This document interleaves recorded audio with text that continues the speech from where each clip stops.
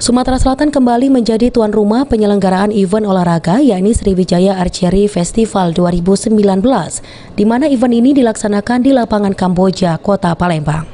Gubernur Sumatera Selatan Herman Deru yang sekaligus Ketua Pordasi Persatuan Olahraga Berkuda Sumsel mengharapkan event olahraga memanah tradisional ini dapat digemari oleh masyarakat luas, khususnya untuk masyarakat Sumsel, di mana memanah merupakan olahraga yang dianjurkan oleh Rasulullah dan sebagai umat Islam bisa ikut serta dalam menggemari olahraga ini. Herman Deru mengharapkan Sumsel bisa terus menjadi tuan rumah event olahraga di mana dirinya juga menggemari olahraga berkuda dan juga memanah. Saya berterima kasih sekali sama para inisiator, para pengurus provinsi, ini pengurus pusat yang telah menjadikan Sumatera Selatan sebagai tuan rumahnya Festival Archery Sriwijaya ini.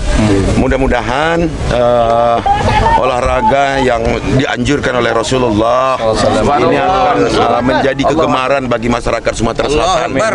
Dan saya sebagai Ketua Pordasi sekaligus penghobi ini tentu bergembira sekali untuk dapat baur dengan para peserta dari seluruh Indonesia yang hadir di sini.